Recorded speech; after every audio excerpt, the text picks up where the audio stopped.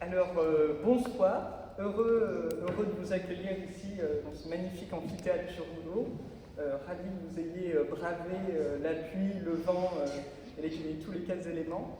Donc, on vous présente cette magnifique collaboration entre PEPS et Planète Sorbonne, avec cette magnifique conférence sur la sécurité sociale de l'alimentation à l'aune du communalisme. Et on va pouvoir aborder, bien sûr, plusieurs termes transversaux comme la démocratie, l'alimentation ou l'écoféminisme. Je vous souhaite une bonne conférence. Merci. Ok. Je sais pas si je parle comme ça, c'est bon? Oui. Je pense qu'il est un peu loin du micro. Au fond, vous entendez? Moi, non, moi je veux bien. Et,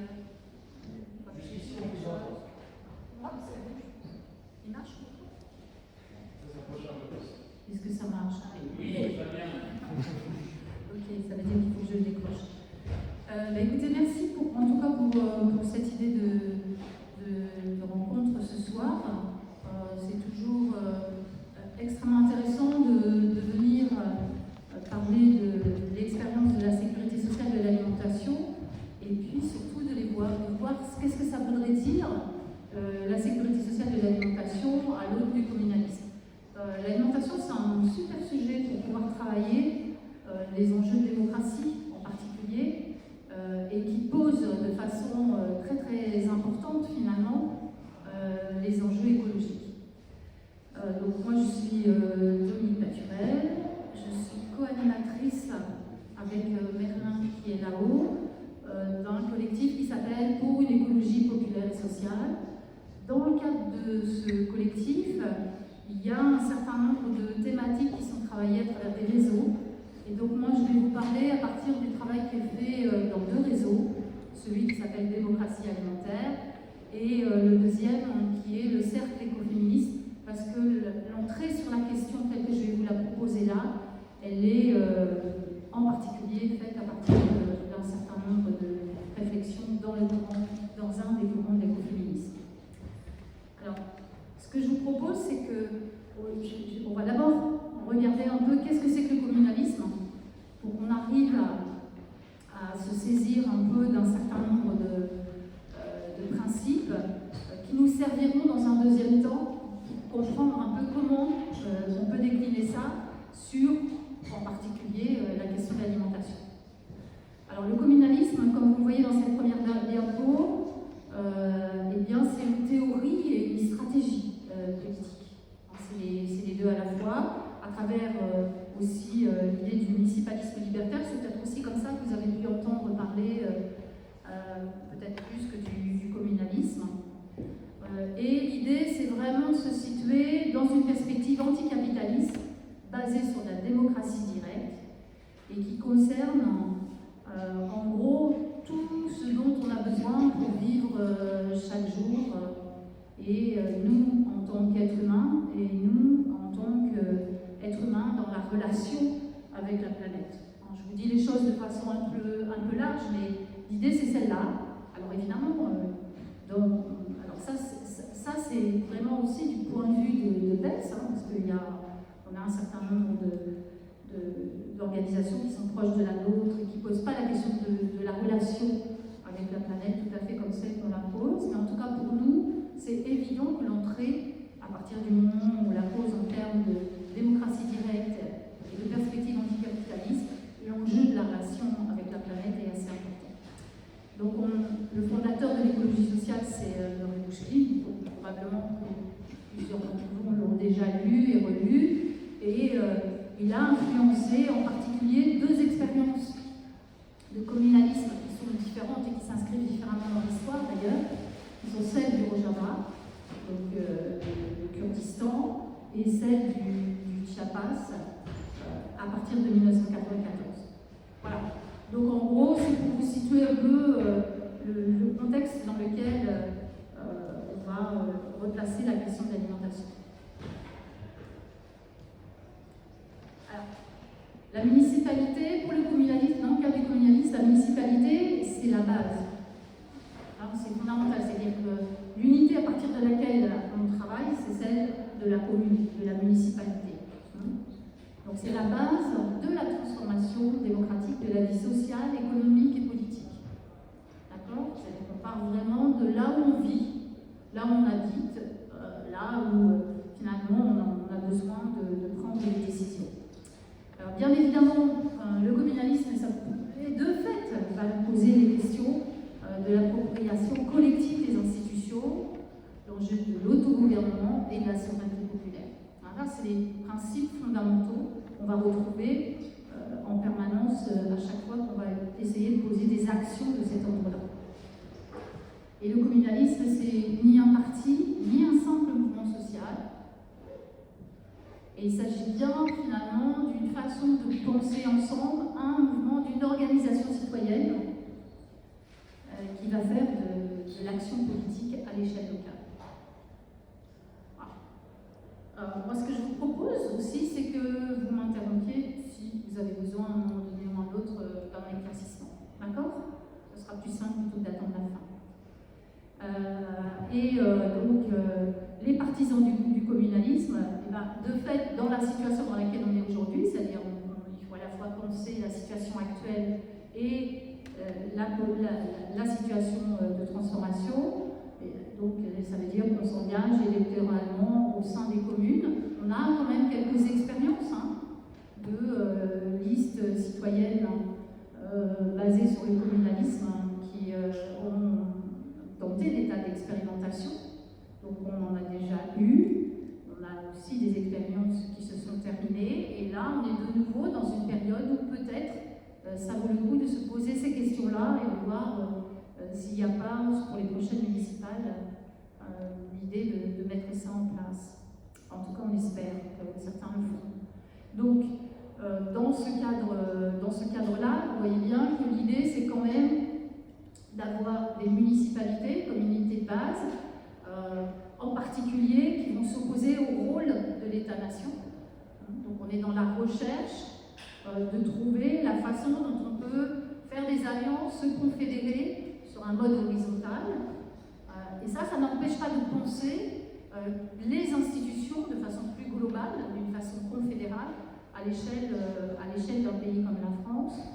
Et en même temps, juste comme ça, je rappelle que l'APEX, par exemple, il y a une petite brochure qui a été faite et on fait partie de ceux qui proposent une confédération européenne des peuples européens. Donc, c'est-à-dire qu'on est vraiment bien sur cette idée de partir des unités de base autour de la commune et qui ont un sens à partir de là où on vit. Et dernière diapo là-dessus. Donc il y a 7 principes qui fondent le communalisme. En ce qui nous concerne, nous, d'abord et avant tout, susciter la rupture écologique, accéder toutes et tous à l'information en connaissance de cause. Ce concept de connaissance de cause, il est extrêmement important dans ce que je vais vous expliquer après sur la sécurité sociale de l'alimentation. Vous allez voir que ça fait partie des processus démocratiques qui sont extrêmement importants. Et dans ce cadre-là, d'élaborer collectivement un code éthique. L'idée, c'est d'élaborer les règles dont on a besoin pour travailler ensemble à partir du moment où on est sur cette démarche collective. Quelque chose d'autre aussi qui est extrêmement important et qui est fondamental, c'est définir collectivement et politiquement les besoins. Cette idée de besoin, elle est aussi au cœur de ce projet de transformation écologique auquel on travaille. Donc, participation directe de l'ensemble de la population au gouvernement de la commune. On est bien sur une idée de gouvernement de commune, on n'est pas ni sur une idée de gestion de la commune et encore moins de gouvernance. Okay, ça veut dire que là-dedans, on embarque vraiment une vision qui est politique, à savoir des besoins, des actions et des façons de faire ensemble, décidées sur le modèle de la démocratie directe. Donc, créer des assemblées populaires locales comme contre-pouvoir, mettre en œuvre une justice environnementale et sociale basée sur à la fois les enjeux de reconnaissance sociale et les enjeux de redistribution, ce qui est absolument impossible dans le contexte franco-français, donc ça va nous demander de l'imagination, et lutter contre toutes les dominations fondées sur le sexisme, le racisme, l'agisme, l'handicap et la religion. Développer une économie communaliste fondée sur les besoins et sur les communs, et organiser la solidarité intermunicipale, organiser l'entraide intermunicipale pour faire avancer ce projet politique. Voilà, c'est les 7 principes à partir duquel on va en particulier regarder l'exemple de la SSA. Est-ce que vous pouvez expliquer un peu plus en détail ce concept de commun? Alors, je vais pas l'expliquer trop parce qu'il y a eu toute une littérature et toute une communauté scientifique et militante qui travaille là-dessus. On va reprendre les communs comme de la façon dont nous on le reprend, en particulier dans le travail sur la SSA. Les communs, c'est l'ensemble des choses, entre guillemets, qui nous sont nécessaires pour vivre ensemble. En particulier, dans les communs, souvent les exemples qu'on donne, c'est la terre agricole. Et c'est la façon dont cette terre agricole est partagée, d'une part, entre différents usages, et surtout comment finalement la communauté locale s'organise pour s'occuper de ces terres agricoles. Voilà. L'idée de commun, c'est à la fois les choses, les objets sur lesquels dont on a besoin tous les jours. Donc on pourrait penser à cet exemple des terres agricoles, mais on pourrait aussi imaginer qu'on a besoin je sais pas, de la SNCF pour pouvoir circuler, des bus. Enfin, vous voyez, l'idée c'est de quoi on a besoin, nous, aujourd'hui, habitants et habitantes des villes et habitants et habitantes de la campagne, pour pouvoir vivre. Voilà, c'est comme ça qu'il faut le poser. Bien évidemment, c'est l'eau, c'est l'énergie, c'est tout ça. Voilà. Donc justement, la SSA, donc la sécurité sociale de l'alimentation, comme exemple, pour comprendre peut-être un peu mieux cette idée de communalisme, c'est intéressant. Ne serait-ce que parce que on a besoin de manger au moins 3 fois par jour, et que ça c'est commun à tous les êtres humains de la planète, quel que soit le pays où on habite. Ok. Alors, souvent, la sécurité sociale de l'alimentation, elle est abordée, quand vous regardez la littérature grand public en particulier, mais y compris scientifique, elle est abordée par 2 biais. D'une part, l'enjeu autour de la précarité alimentaire, et d'autre part, autour de la question agricole. Bon, moi, je ne vais pas aborder la question agricole, parce que ça nous emmènerait jusqu'à demain matin, mais je vais aborder la question de la précarité alimentaire, en particulier parce que la précarité alimentaire est un des arguments extrêmement importants pour intervenir dans la population étudiante autour des enjeux d'accès à l'alimentation, et l'aide alimentaire, finalement, une partie de l'aide alimentaire est redirigée vers la jeunesse. Ce qui pose quand même beaucoup de questions. Alors évidemment, ça s'appuie en particulier sur ce qui s'est passé pendant le premier confinement, où un certain nombre d'étudiants et d'étudiantes sur certains campus où ils sont restés se sont retrouvés rapidement sans possibilité d'avoir un accès alimentaire. Donc, il y a eu derrière des mobilisations de toutes sortes pour pallier à ça, mais du coup, cette question étudiante a ressurgi de façon extrêmement forte à la sortie de cette crise sanitaire, et en particulier pour justifier en particulier le fait de traiter la question par des réponses du style les repas à 1 euro tous, qui sont de qualité nutritionnelle plus que discutable, et qui de toute façon répondent pas même en termes de nutrition, mais ne serait-ce qu'en termes de quantité pour la plupart de ces étudiants. Alors, je vais donc vous parler un tout petit peu du système d'aide alimentaire, parce que ce système d'aide alimentaire, il prend sa place dans le système agricole. Voilà.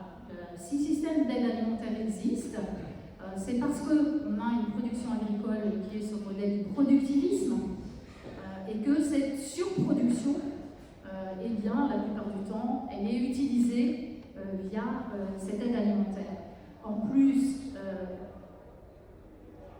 la caractéristique de cette aide alimentaire, c'est qu'elle est sous-traitée par l'État au secteur associatif, et que ce secteur associatif va avoir une fonction en particulier vis-à-vis de cette surproduction et de la grande distribution, qui va être de mettre en route une défiscalisation qui va permettre à cette grande distribution d'avoir des impôts un tout petit peu moins élevés, en particulier par rapport à l'ensemble des bénéfices qu'ils font. Mais ce principe de défiscalisation, il est valable pour la grande distribution, mais il est valable aussi pour les coopératives agricoles, il est valable pour tout le monde.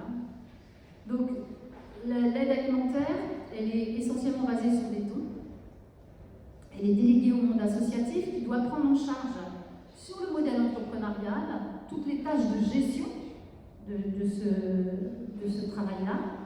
Évidemment, elle est dépendante des subventions institutionnelles de l'État, de l'Europe et des collectivités. Elle dépend aussi du gaspillage, puisque depuis 2014, il y a une loi sur anti-gaspillage, la loi Garot, qui oblige maintenant l'ensemble des producteurs, quels qu'ils soient dans la chaîne alimentaire, à donner, et ils n'ont plus le droit de jeter. Et surtout, elle dépend du bénévolat.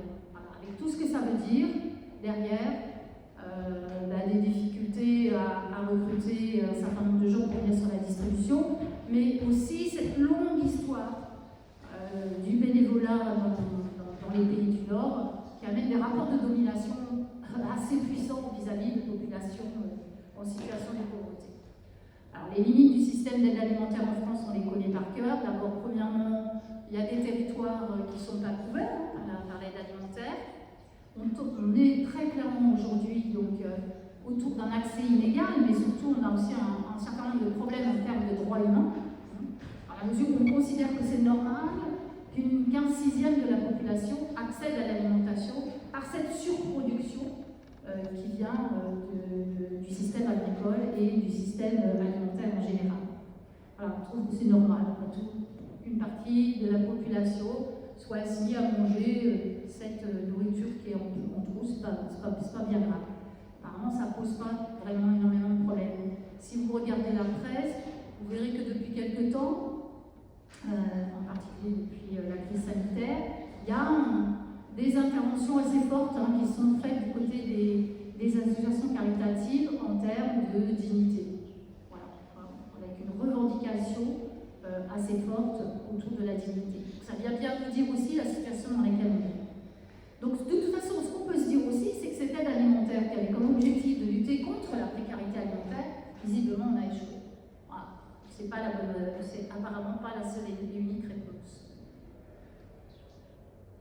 Alors, on ne peut pas continuer à avancer sur ces questions-là sans parler du droit à l'alimentation. Je ne sais pas si certains d'entre vous sont des étudiants en droit ou pas, mais c'est important d'en parler parce que ce droit à l'alimentation, il est aujourd'hui revendiqué très fortement du côté du secteur caritatif, autour en particulier de la dignité.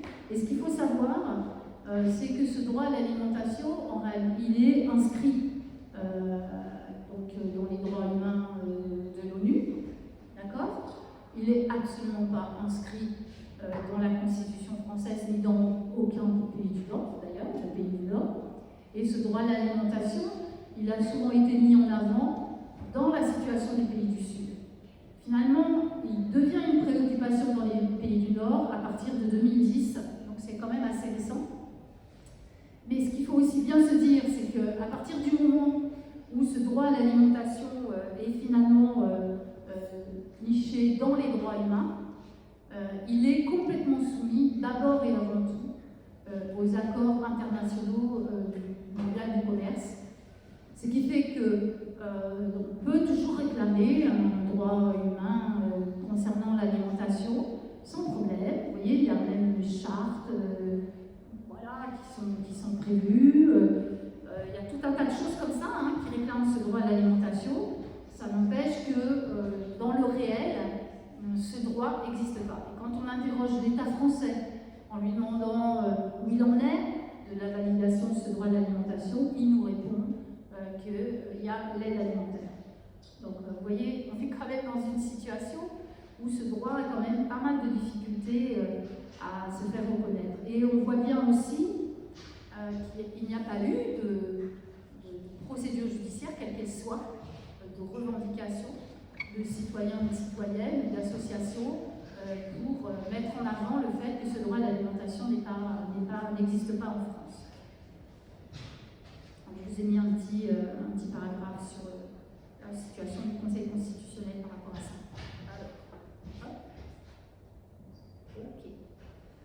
Alors, qu'est-ce que ça pourrait être notre réponse en tant que participant à ce mouvement communaliste? Et bien justement, la reconnaissance des systèmes alimentaires comme bien commun, déjà, la première chose. Une reconnaissance du droit à l'alimentation durable planétaire, à l'échelle de la planète, c'est-à-dire qu'on voit bien aujourd'hui que les systèmes alimentaires sont complètement interreliés les uns aux autres et qu'on ne peut pas travailler simplement à l'aune de nos petits territoires. Il faut aussi penser cette question-là à l'échelle de la planète. Et la troisième proposition, on a un PEPS en termes de démocratie économique, c'est la mise en sécurité sociale démocratique, et là en particulier des systèmes alimentaires. Mais on pourrait l'appliquer, comme je vous le disais tout à l'heure, à l'eau, aux fluides, etc., au transport, etc. Donc voilà, notre réponse à nous, c'est celle-ci. Alors déjà, mettons-nous d'accord quand même sur une petite définition pour qu'on puisse avancer. C'est qu'un système alimentaire, c'est 4 activités de tout temps. C'est pas quelque chose qui serait nouveau, mais c'est quelque chose qui est de tout temps. Voilà, les hommes et les femmes, finalement, ont toujours eu de la production agricole, de la transformation de ces produits bruts, de la distribution et de la consommation. Donc voilà, donc nous on part avec cette définition de système alimentaire et on sait qu'on a ces 4 activités qu'il nous faut traiter en même temps. Voilà, c'est la dimension systémique de la réflexion qu'on a là-dessus. C'est clair ce que je vous dis là? Ok pour vous? Ok. Ouais. Si je vous dis ça, c'est parce que si on part de vos assiettes, je pense que chacun et chacune d'entre vous, vous savez, mais très peu de choses sur ces activités en amont des produits de votre assiette. C'est-à-dire la distribution éventuellement parce que vous êtes allé les chercher quelque part ou vous mangez au resto, mais qui a transformé, comment ça a été transformé, où ça a été transformé, dans quelles conditions ça a été produit. Bon, ça fait belle lurette, on ne sait plus grand-chose là-dessus. Voilà. Donc c'est super important de se dire que dans ce travail autour de cette idée de système alimentaire comme commun, eh bien, il y a la conscientisation de ces 4 activités qui sont extrêmement importantes. Plus les services connexes, parce qu'il y a la question de la gestion des déchets, mais il y a aussi bien sûr la question de la logistique, de l'emballage, etc. C'est-à-dire, vous voyez, on embarque tout ça. On ne peut pas juste se concentrer sur les produits alimentaires. Donc, le projet de sécurité sociale de l'alimentation. Donc, il existe un collectif pour une sécurité sociale de l'alimentation, dans lequel on est depuis le début. On a participé à la fondation de ce projet, donc 2019.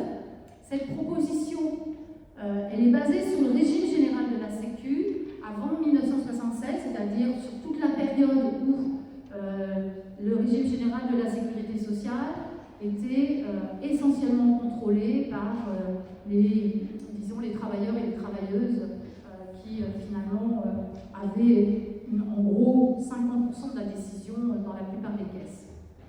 À partir de 1967, il y a tout un tas de réformes qui vont se mettre en place, en particulier l'État, qui va se ramener dans la gestion de ces caisses de sécu, et une augmentation et une place importante du patronat. Alors, il faut se dire que c'est une situation politique assez classique. Je veux dire, l'État et le patronat n'ont jamais vraiment accepté que les travailleurs et les travailleuses gèrent eux-mêmes les caisses de sécu et soient à la fois ceux qui vont gérer directement ces caisses, mais aussi être les receveurs de la cotisation sociale. Alors, dans ce projet SSA, on a 3 piliers. Le premier, c'est un accès universel à une alimentation que nous on qualifie de durable. À la limite, on en discutera, on verra pourquoi on dit ça. Via évidemment des systèmes alimentaires durables, c'est-à-dire que si c'est pour continuer à soutenir le modèle productiviste tel qu'il existe aujourd'hui, c'est pas vraiment un projet commun, hein, c'est clair. Donc, on est vraiment dans cette idée de se dire, accès universel, tout le monde, tous les habitants et les habitantes qui sont sur le territoire français. On a un financement de ce système-là, comme la Sécu, basé sur la cotisation sociale, c'est-à-dire, en gros, cette partie du salaire qu'on va mettre ensemble autour de cette proposition. Le versement d'une allocation mensuelle de 150 € par habitant, y compris les enfants, pour permettre justement d'enclencher ce processus vertueux, et un conventionnement démocratique dans les caisses locales de sécurité sociale de l'alimentation. Donc là, à l'échelle des communes ou des bassins de vie dans les grandes villes, par rapport à ce que je vous ai expliqué tout à l'heure. Donc en gros, la sécurité sociale de l'alimentation durable communaliste, elle a cette forme-là. On est sur cette idée de gouvernement des besoins d'alimentation durable. D'accord ? C'est pas de la gestion, c'est pas de la gouvernance. Je reviens sur le vocabulaire. C'est-à-dire qu'on est bien dans une instance collective politique qui va décider de ce dont on a besoin pour vivre. En fonction des endroits où on va vivre en plus, évidemment, parce que c'est pas partout pareil. Évidemment, ça pose plein de questions derrière. Ça pose entre autres la question de la régulation, mais si on a le temps d'en parler. Ce projet de SSA, il se répartit avec autour de deux enjeux, une démocratie sociale et une démocratie économique. Dans la démocratie sociale, on a une organisation de ces caisses de sécu qu'on appelle, nous, les groupes locaux d'alimentation durable. Pourquoi on a tenu à introduire cette idée de groupes locaux d'alimentation durable ? D'abord parce que d'abord, pour un certain nombre d'entre nous, on travaille déjà depuis longtemps sur la problématique de l'accès à l'alimentation des familles à petit budget et des personnes qui sont aux minima sociaux. Que ce qu'on peut constater de façon très simple, c'est que dans toutes les expériences, tous les circuits courts qui existent, que ce soit les AMAP, les supermarchés collaboratifs, les épiceries collaboratives, tout ce type d'expérimentation, cette partie de la population est absente. Et du coup, ce qu'on se dit, c'est que ça serait bien de revenir à une participation de l'ensemble de la population par, en gros, ce qu'on appelle nous les groupes de pairs, à savoir la possibilité de se regrouper à partir des intérêts qu'on peut avoir. Donc ça, j'insiste là-dessus parce que c'est une façon de penser la démocratie qui est un peu différente. En particulier, c'est ce qui se passe dans le mouvement féministe. Les femmes se retrouvent entre elles pour aborder un certain nombre de sujets qu'elles veulent discuter. Là, on propose la même chose autour de cet objet qui est l'accès à l'alimentation.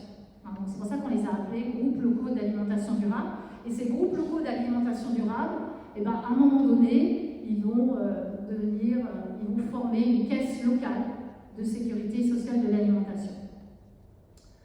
Ces caisses locales de sécurité sociale de l'alimentation, donc évidemment il y a la question de la coordination territoriale qui va se poser, mais ce qu'on propose aussi, c'est pas du tout une caisse nationale qui va décider de façon très verticale, y compris avec des représentants élus, de ce qui va se passer à l'échelle du territoire.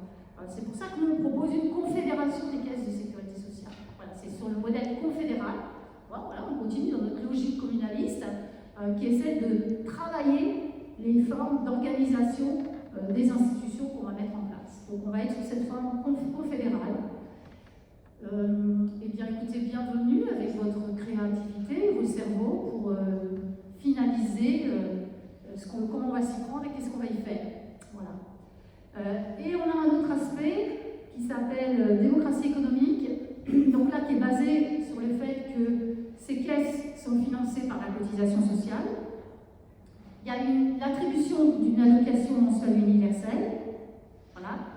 Et ça permet, ce troisième point qui est extrêmement important, qui est le conventionnement des acteurs et des actrices du système alimentaire.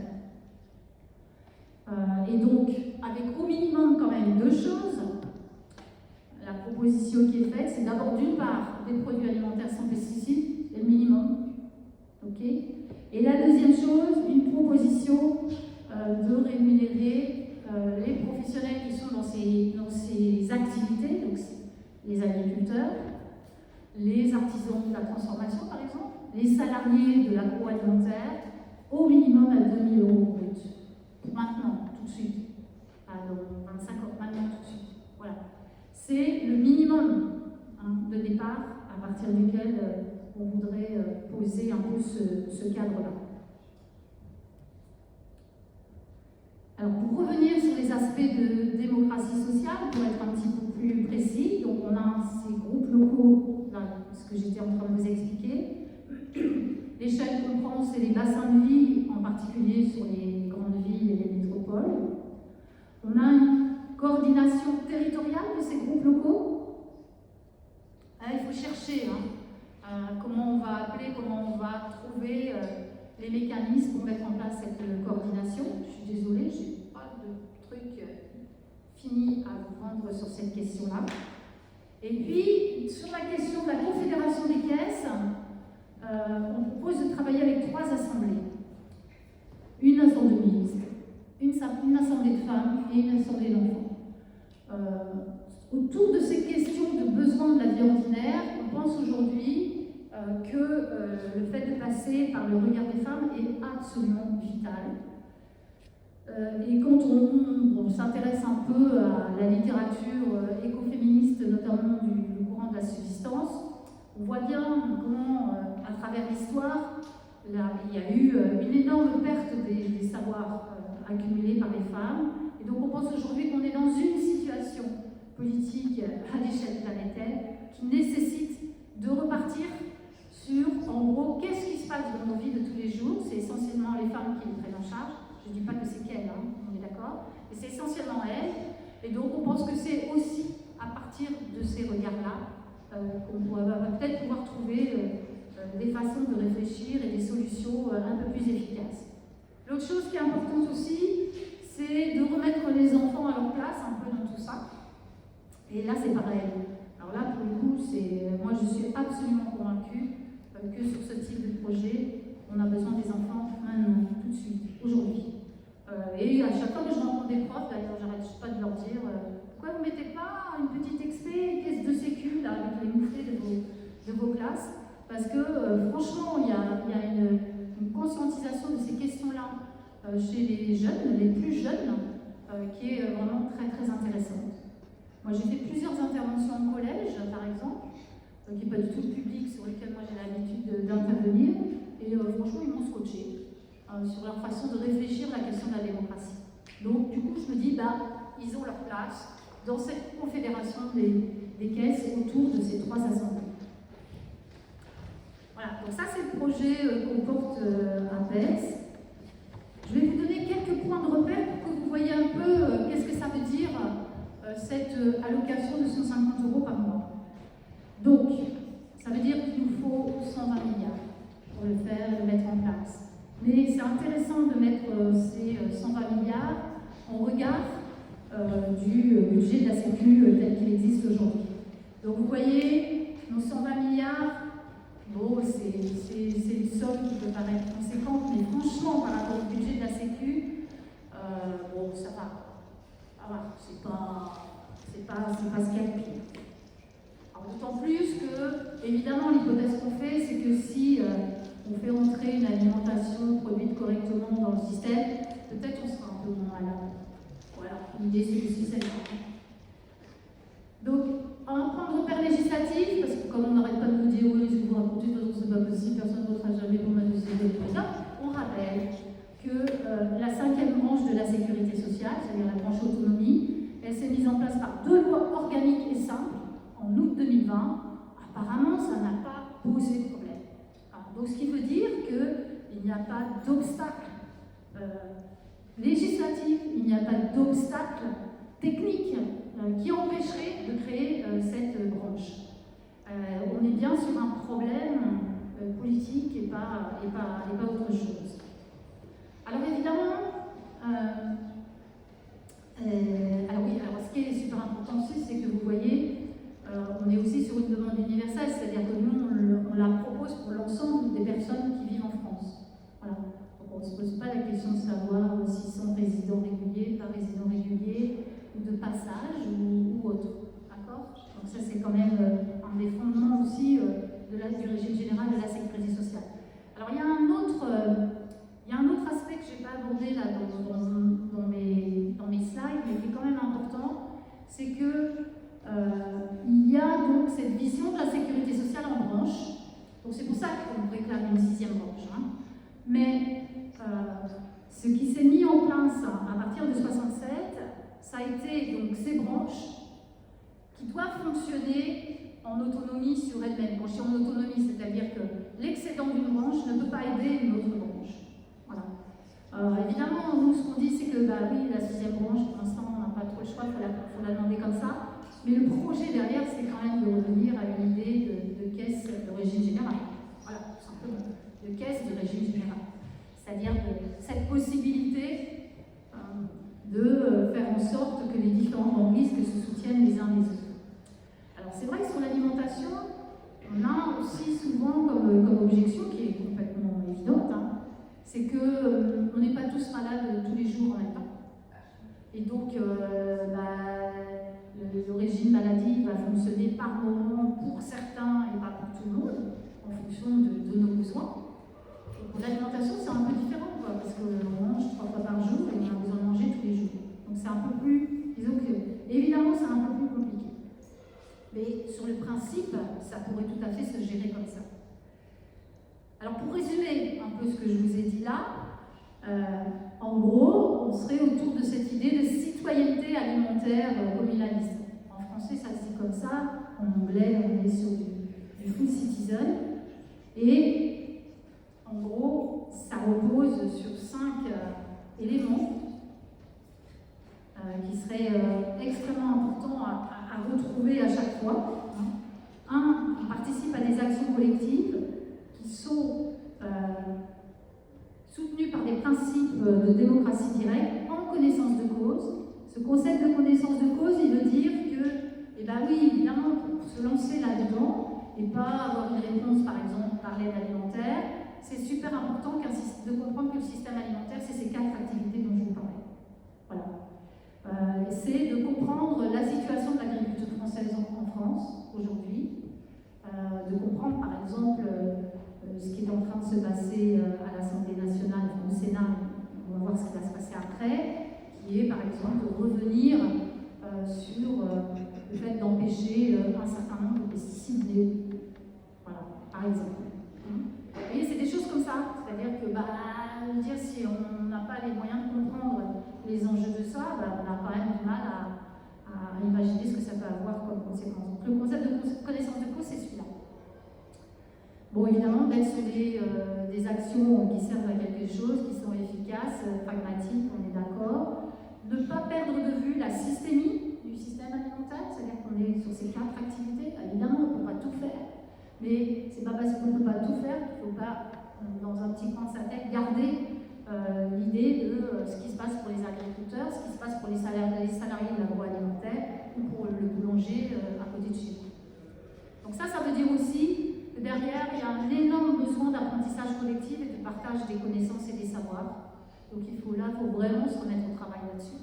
Hein, c'est des formes d'apprentissage qui sont de nouveau un peu, je dirais, un peu et beaucoup en route. Si vous êtes là ce soir en particulier, ça veut bien dire. Et on recherche dedans, à chaque fois, cette idée de bien commun. Voilà, tout ça, ça constitue un mouvement. Ok, ça, je veux dire, c'est parce qu'on fait tout ça qu'il y a une dynamique qui se met en place. Et à ce moment-là, eh bien, on peut mieux comprendre aussi les expérimentations qui existent en ce moment. Alors, j'ai juste continué un tout petit peu. Ça, c'est un petit schéma. Donc ça a été fait par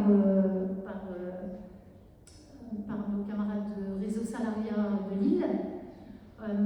Donc les dernières diapos que je vais vous présenter sont celles qui ont été faites par ce groupe. Donc c'est pour vous montrer qu'est-ce que ça voudrait dire le schéma de la SSA dans ce modèle communaliste. Voilà. Dans la situation dans laquelle on est aujourd'hui, et si elle nous servait de modèle pour la SSA, on a donc des cotisations sociales qui viennent à partir du travail des travailleurs et des employeurs, qui vont dans des caisses SSA. Et puis, ces caisses SSA vont donner une allocation mensuelle qui va permettre d'aller vers des producteurs conventionnés. Okay, ces producteurs eux-mêmes participeront à cette caisse. Le modèle qu'on propose, le modèle communaliste qu'on propose, il est un tout petit peu différent.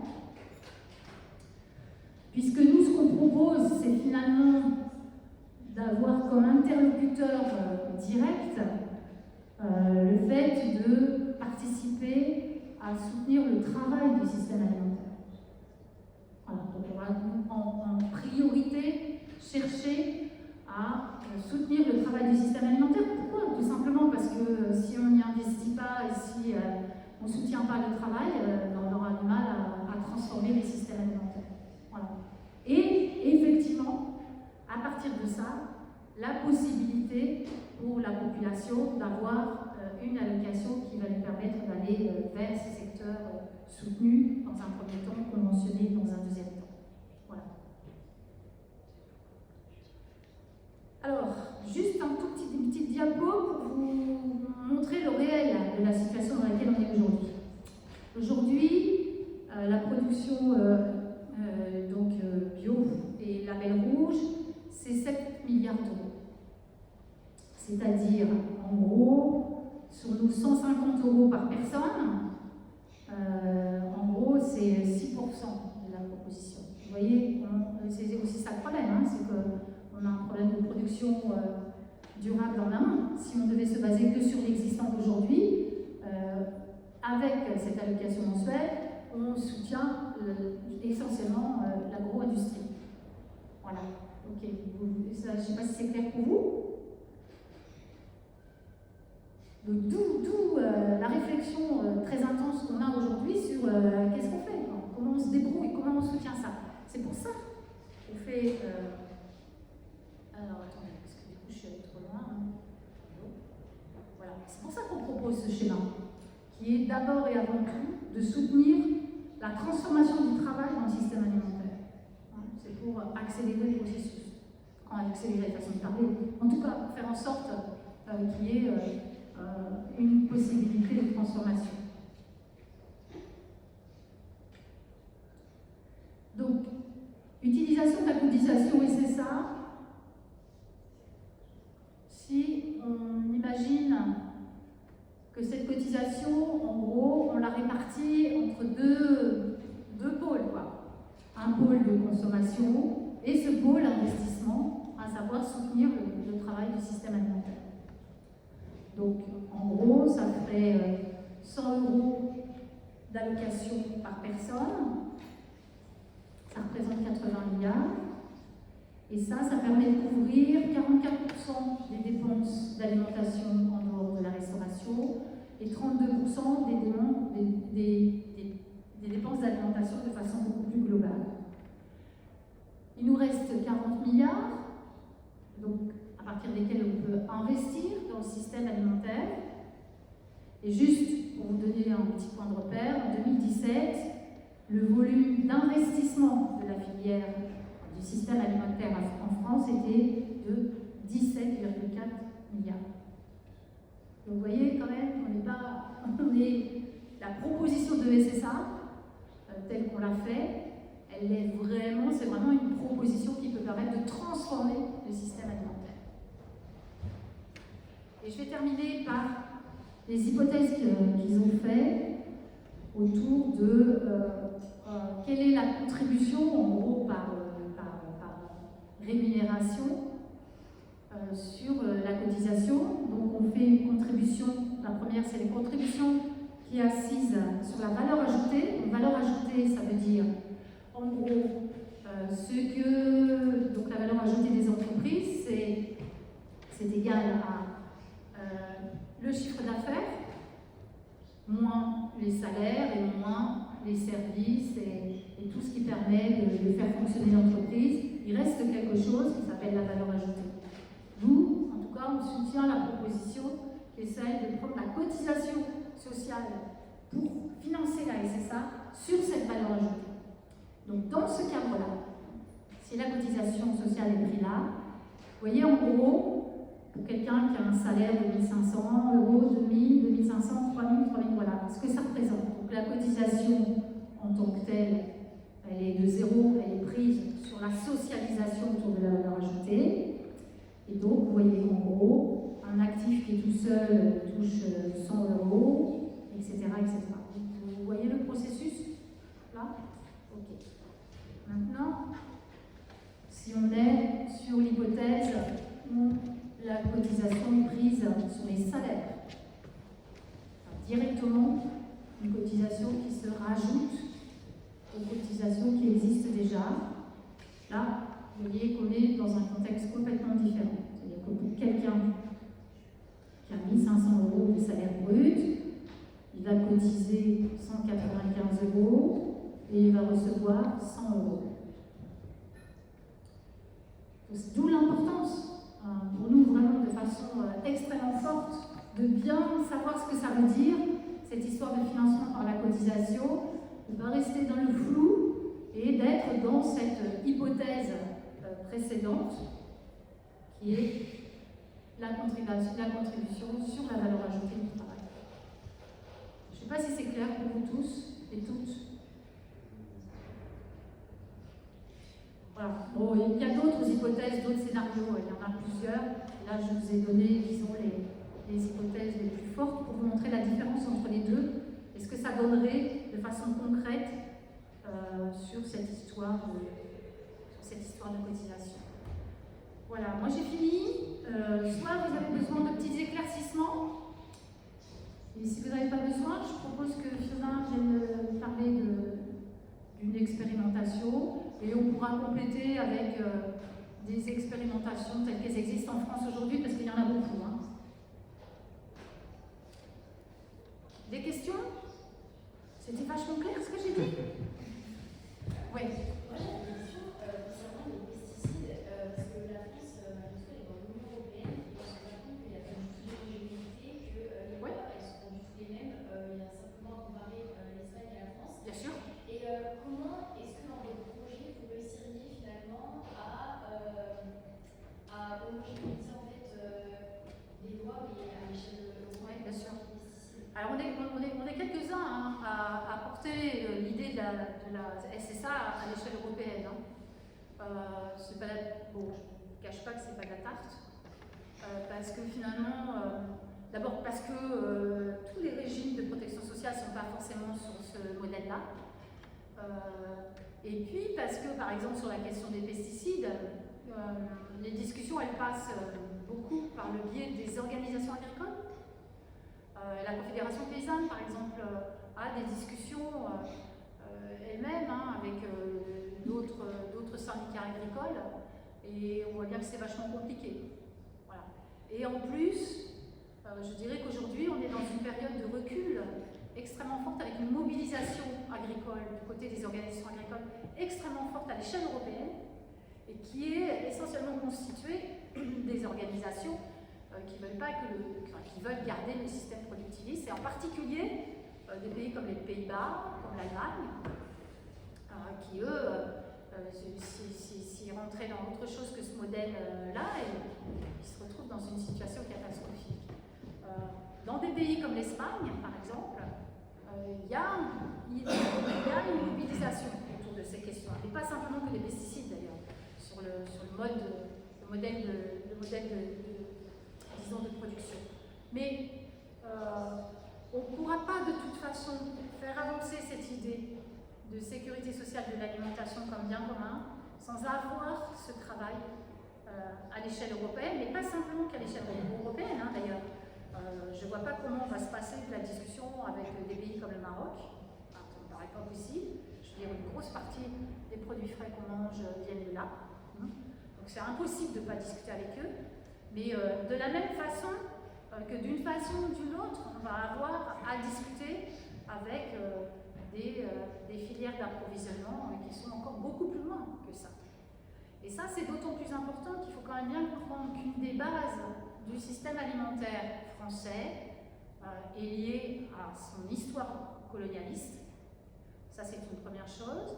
Et la deuxième chose, c'est que cette histoire coloniale de la production, pas simplement agricole, mais aussi de produits alimentaires, dans l'histoire, donc sur une période beaucoup plus longue, elle a été utilisée dans les pays du Nord à l'essor du capitalisme, ça c'est une première chose, et aussi à renforcer la division du travail entre les hommes et les femmes, le travail intellectuel et le travail manuel.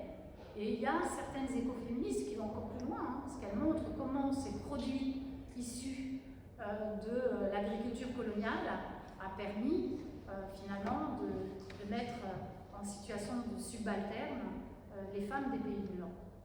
Donc on est vraiment sur quelque chose, je veux dire, dès qu'on attrape un bout, inévitablement on se pose la question à l'échelle de l'Europe et à l'échelle de la planète, bien évidemment, c'est impossible de faire autrement. Mais la réalité est que quand même on n'a pratiquement pas la main sur tout ça. Ce qu'il ne faut pas perdre de vue, c'est que l'alimentation c'est quand même, disons que c'est quelque chose, les systèmes alimentaires c'est quelque chose qui est vraiment pris dans les accords mondiaux du commerce, et que derrière ça il y a une législation du droit mais à tire-larigot de façon extrêmement puissante, et que les espaces qu'on a pour pouvoir travailler ces questions de système alimentaire comme on est en train de le faire un certain nombre d'entre nous, ils sont micros ces espaces. Je veux dire, nous ça fait un quart de siècle hein, qu'on travaille sur ces questions-là. Ça fait un quart de siècle qu'on voit quoi? On voit des amas, on voit des supermarchés collaboratifs, etc. Mais je veux dire, c'est pas ça qui va nous permettre de manger tous et toutes à l'aune en particulier des réductions de production qu'on va avoir là. Donc voilà, il faut être conscient de ça, il faut travailler sur tout, on est obligé de travailler sur tous ces fronts-là. C'est pour ça qu'on a besoin de beaucoup de gens hein, pour venir travailler ces questions-là. Parce que c'est pas quelque chose qu'on peut porter tout seul, il y a tellement de pistes. Donc ouais, je suis complètement d'accord, c'est sûr que c'est un vrai problème. C'est un vrai problème. D'ailleurs, sur la question des labels écologiques, hein, on voit bien que les labels écologiques ne sont pas les mêmes en fonction des pays. Et puis même si on gratte un peu et qu'on va un peu plus loin, on voit bien comment l'Europe, la Commission européenne a par exemple obligé certains pays de l'Est pour entrer dans la communauté européenne à faire éclater leur système agricole et à rentrer dans ces circuits-longs. Je pense à un pays comme la Serbie, par exemple, qui n'est pas du tout dans la communauté européenne, et qu'on a obligé à rentrer, par exemple, dans des filières longues de production de produits bio. Voilà. Donc c'est vrai que c'est vachement compliqué. Il faut savoir que les agriculteurs aujourd'hui sont en Roumanie, hein. C'est pas chez nous en France. Hein. Nous, on a 350 000, hein, c'est tout.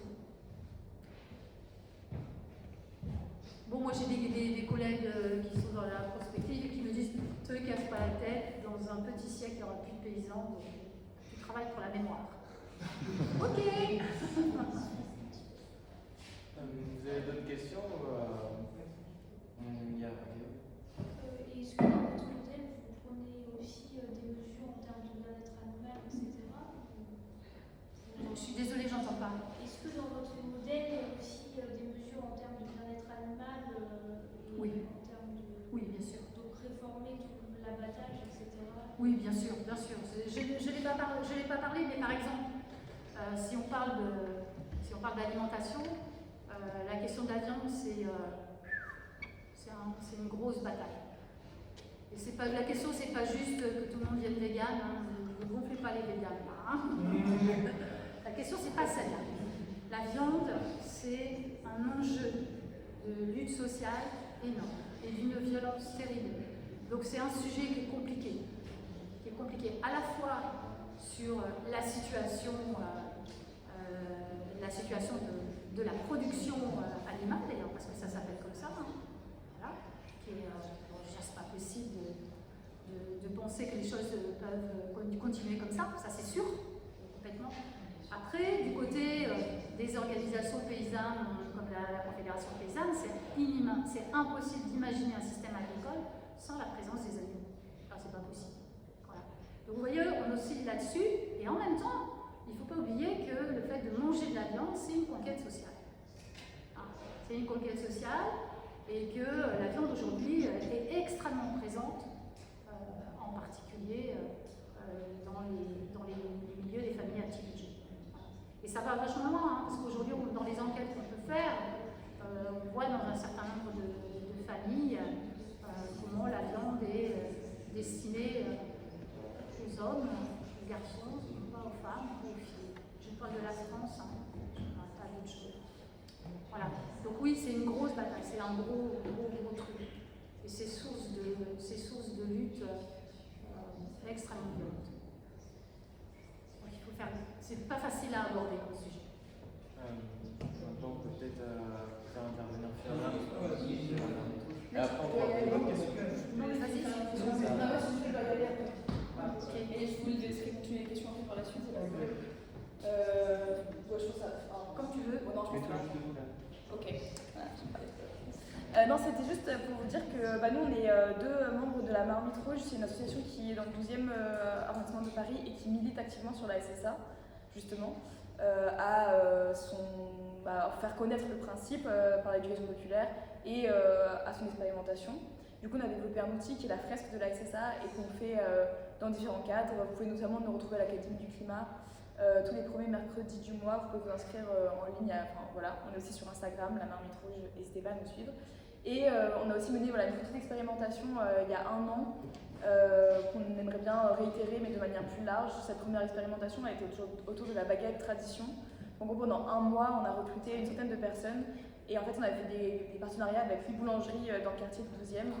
Et en fait, on pouvait échanger, les personnes qu'on recrutait pouvaient échanger un coupon contre une baguette tradition.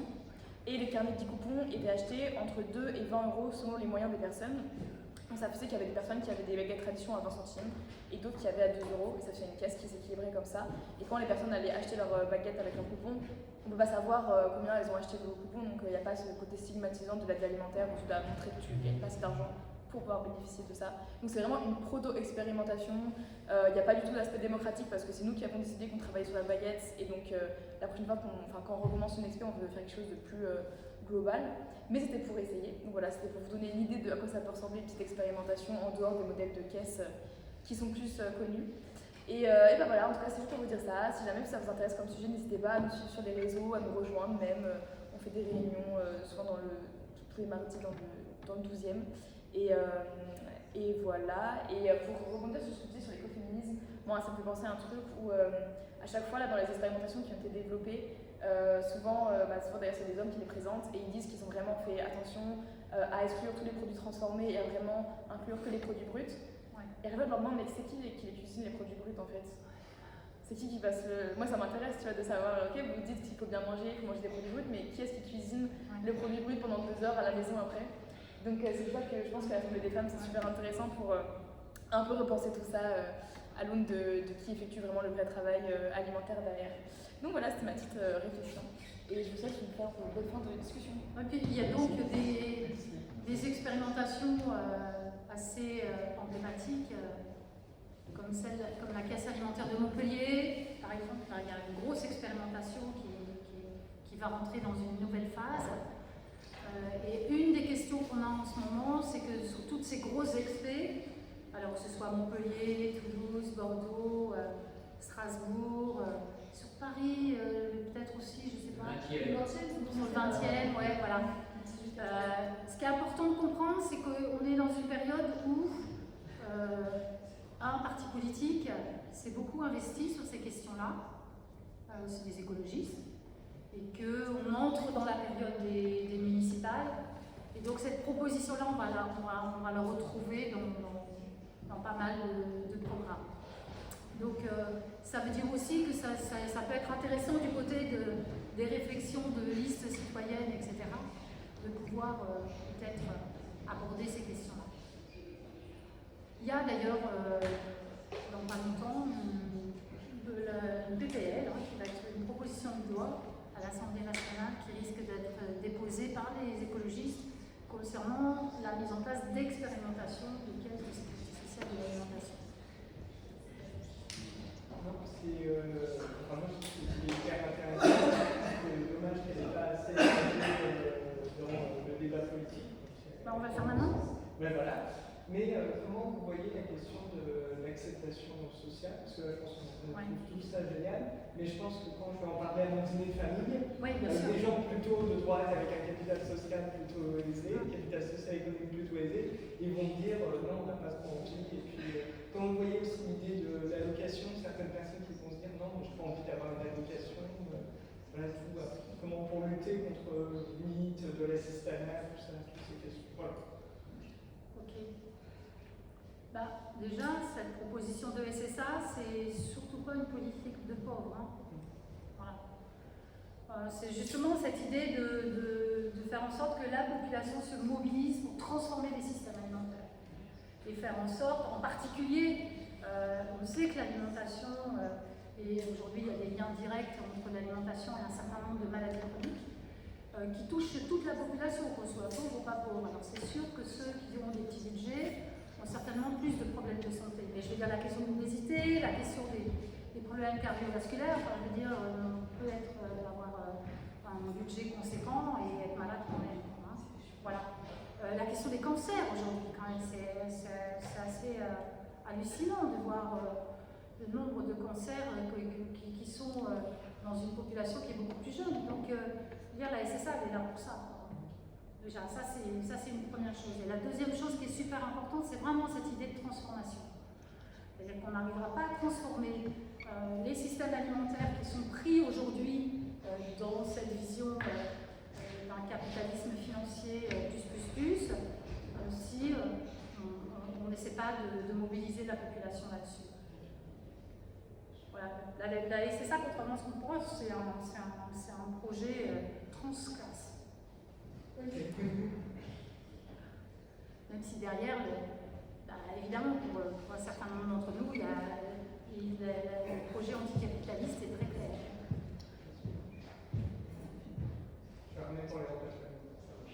Je suis armé pour les repas de famille. Et je serais très contente d'avoir le retour de tes repas de famille. Voilà, parce que ça nous permettra aussi de travailler les arguments. C'est quoi la différence entre la proposition d'une SSA communaliste et l'expérience que va faire Paris, si tu connais pas, je sais pas, d'autres villes par exemple, concrètement, vu que c'est géré du coup à l'échelle d'une municipalité? Elle est énorme. Elle est énorme parce que si tu veux, nous ce qu'on voit dans les expériences qui se sont mises en place, alors d'abord, par exemple celle de Montpellier, on va prendre celle de Montpellier, qui a eu un accompagnement qui a été fait par la ville de Montpellier, donc via des élus. Un des problèmes majeurs déjà qu'on a dans notre forme d'organisation politique en France, c'est que la compétence alimentation, elle est régalienne. Ce qui veut dire que les collectivités territoriales ont des petits bouts, des segments de la compétence alimentation. Alors, ils n'ont pas de pouvoir, en gros, pour dire les choses clairement. D'accord ? Bon. Donc ça, c'est déjà c'est un premier problème. Et la deuxième chose qu'on a, c'est que malheureusement, c'est que ce qu'on voit, nous, c'est comment les élus prennent la main sur le projet. Or, nous, ce qu'on propose, c'est le contrôle populaire des caisses. On ne propose pas que ce soit les élus de la ville de Montpellier qui prennent la main sur qu'est-ce qu'on fait avec cette caisse. On a une expérimentation sur une ville qui est aussi avec un conseil municipal écologiste qui vient d'exploser littéralement, justement parce qu'il y a eu cette confrontation qui fait qu'à un moment donné, les élus n'étaient pas du tout d'accord avec le conseil citoyen qui s'était mis en place et a décidé de les virer, quoi, de repartir sur son projet. Voilà. Je veux dire, et c'est aussi un peu la limite des expérimentations dans lesquelles on est aujourd'hui. C'est cette confrontation qui se fait avec la reprise en main, en gros, de ce qu'on a l'habitude, c'est-à-dire d'une démocratie par des élus qui ne rendent pas compte, qui n'entrent pas dans la discussion avec les habitants et les habitantes. D'ailleurs, c'est pour ça qu'on était en train de se dire que peut-être ça vaudrait le coup, en tout cas dans la période intermédiaire, c'est-à-dire avant d'entrer dans la période de transformation, on se disait que peut-être un des modèles qui pourrait être intéressant pour les experts qui ça serait de rentrer dans les modèles de sociétés coopératives, et en particulier les sociétés coopératives qui se font avec les collectivités territoriales, à condition qu'on soit à peu près sûr que ces collectivités ne soient pas majoritaires. Voilà. S'il n'y a pas ça, on connaît, enfin je veux dire, on a 40 ans d'expérience là-dessus pour voir que ça ne devient pas des caisses animées par les habitants et les habitantes. Voilà. Et pour l'instant, toutes les expés qui existent, elles sont portées par la petite bourgeoisie culturelle urbaine, hein, pour être clair. Et que l'enjeu qu'il y a là-dedans, c'est quand même de travailler les alliances avec les familles à petit budget, mais pas sur le modèle habituel. Hein.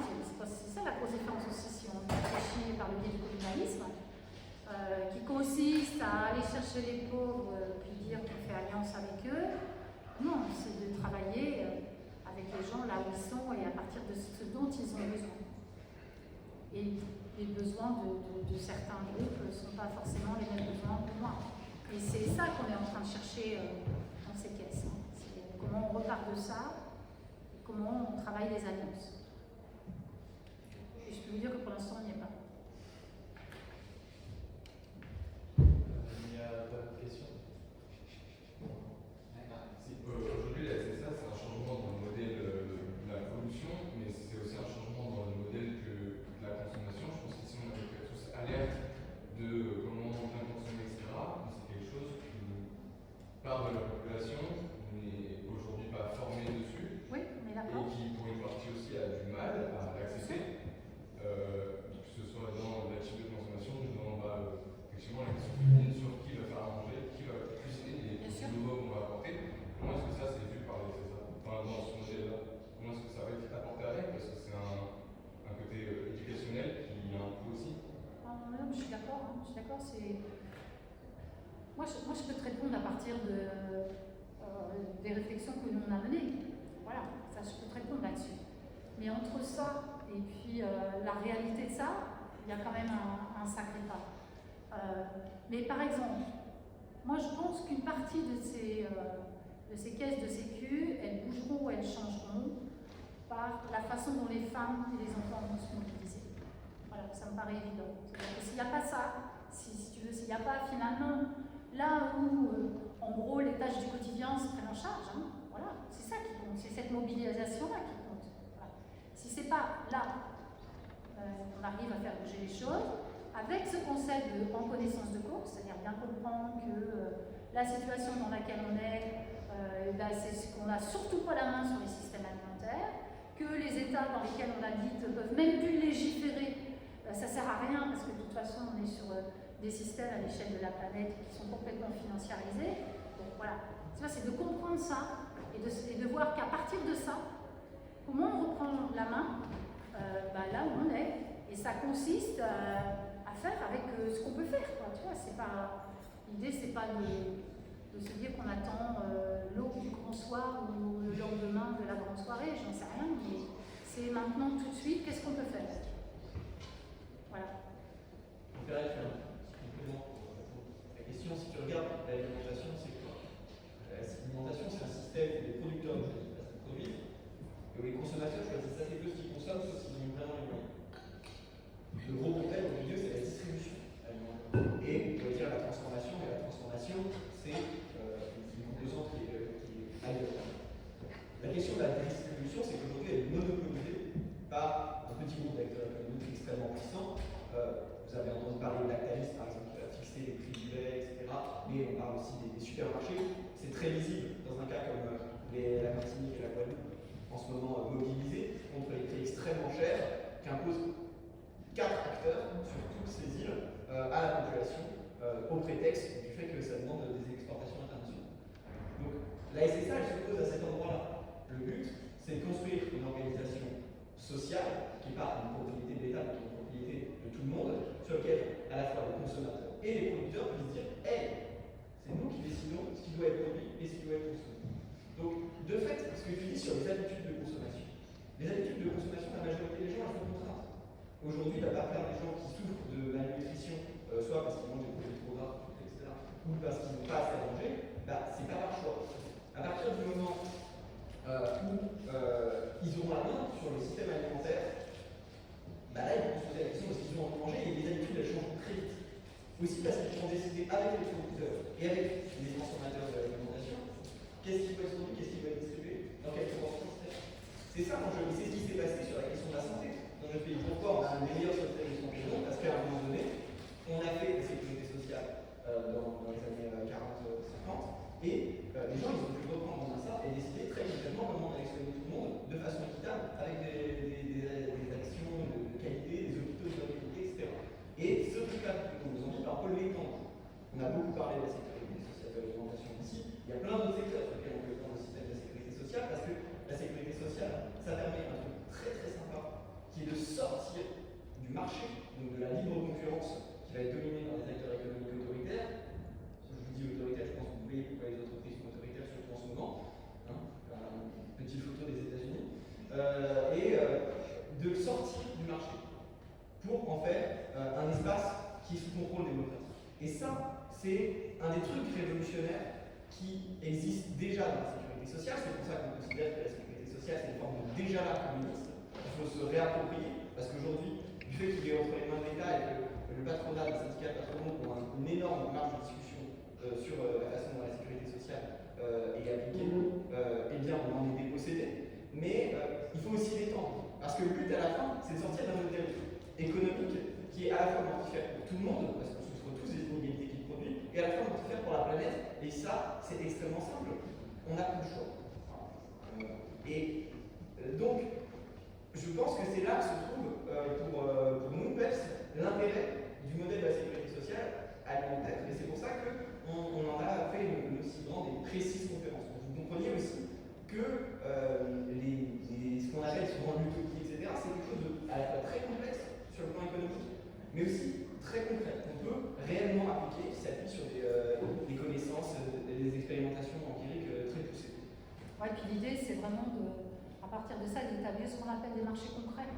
C'est-à-dire des marchés qui vont qu'on va pouvoir suivre, parce qu'il va y avoir des marchandises concrètes, des trucs qu'on a besoin pour bouffer, mais aussi en amont, parce qu'il y a la question de la distribution, mais il n'y a pas que ça. Un des problèmes majeurs qu'on a, c'est la question des semences, qui aujourd'hui sont entre les mains là aussi, de 3 gros groupes, et qui, du coup, derrière, font en sorte que ce soit la même chose qui pousse partout.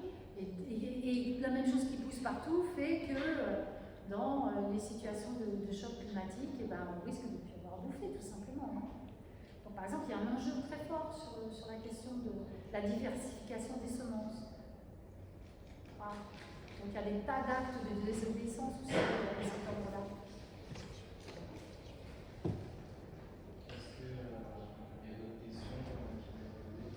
C'est un sujet où on pourrait faire un séminaire d'une semaine.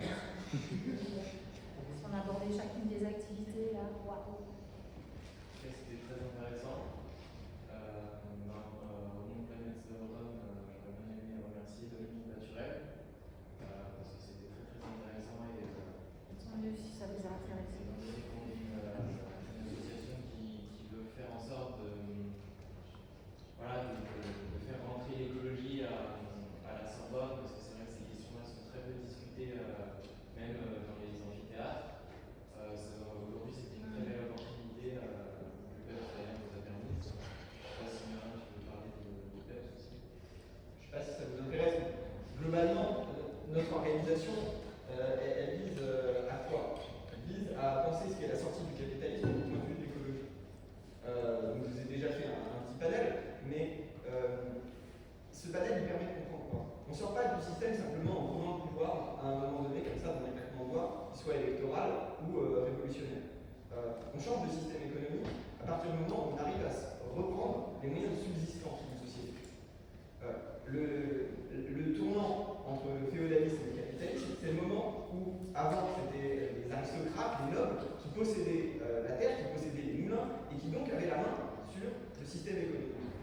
À partir du moment où c'est la bourgeoisie qui s'est approprié le système économique et en système alimentaire, c'est là où on est passé complètement dans le capitalisme. Et aujourd'hui, on est dans un système capitaliste qui, non seulement, on l'a dit, a des bénéfices, etc., mais a intérêt à le faire.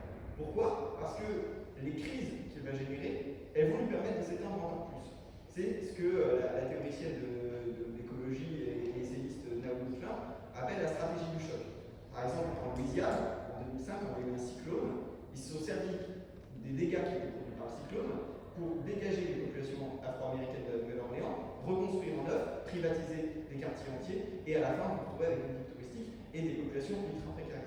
Et en fait, ça se passe pas partout. Vous avez exactement ça qui est en train de se passer à Mayotte. C'est-à-dire que très concrètement, le cyclone, il est passé, mais le cyclone, c'est pas la plus grosse catastrophe. La plus grosse catastrophe, c'est l'État colonial qui va servir de cette catastrophe pour dégager tout ce qu'ils appellent les immigrés, qui sont en fait des gens qui sont chez eux, parce que la France, elle occupe illégalement le territoire de Mayotte, qui est une île appartenant au Congo.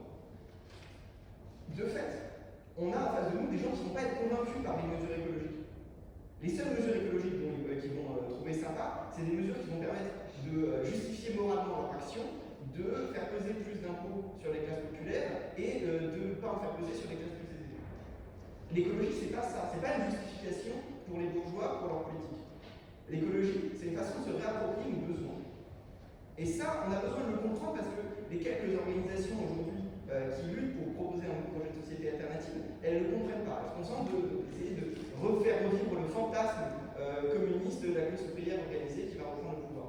Sauf qu'aujourd'hui, la classe ouvrière, elle est quasiment complètement déstructurée dans les pays occidentaux et elle est surtout répartie dans les Suds, Chine, Afrique, Inde, etc.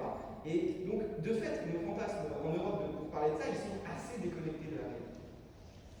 C'est un enjeu pour nous d'être capable de produire un contre-récit face à ce que proposent les néofascistes qui arrivent au pouvoir partout en ce moment. Et la sécurité sociale de l'alimentation, ça aussi, hein, c'est la fabrique d'un contre-récit face au système agro-industriel. C'est vraiment ça qu'on est aussi en train de construire. Et d'ailleurs, entre 2019, quand le collectif s'est mis en place, et aujourd'hui, vous voyez bien comment la SSA monte dans la population, comment la population s'en empare ou pas. Et c'est quand même vachement intéressant de voir aussi que pour l'instant, c'est un des rares objets qui donne encore un peu d'espoir, et dans lesquels on voit des gens s'investir qui n'ont jamais fait de politique, qui ne se sont jamais reconnus dans un mouvement quel qu'il soit, mais qui là sont présents. Je veux dire, c'est aussi ça qu'on essaie de construire. Hein. Et on le construit en l'inscrivant dans un récit qui est plus large. Pourquoi? Regardez nos adversaires. Trump, il termine son discours sur un truc complètement différent que Musk lui a soufflé, qui est la conquête martienne. Mais comment pouvez-vous croire qu'on va réussir à transformer la planète Mars en planète inhabitable, normalement inhabitable, celle sur laquelle on est chez nous? Le récit qu'on va être capable d'opposer à ces gens-là, c'est pas de dire la conquête spatiale et le super masculinisme qui va tous nous sauver, c'est de leur opposer un récit à la fois idéaliste sur le fait qu'on va réellement améliorer le monde, rendre à nouveau cette planète habitable, refaire le paradis terrestre qui a fait émerger la vie au milieu de l'univers. Mais c'est aussi dire que ça, c'est beaucoup plus rationnel que d'essayer d'aller conquérir l'espace ou faire une domination des États-Unis sur toute la planète par la guerre, le sang et le masculinisme. Ça n'a aucun intérêt.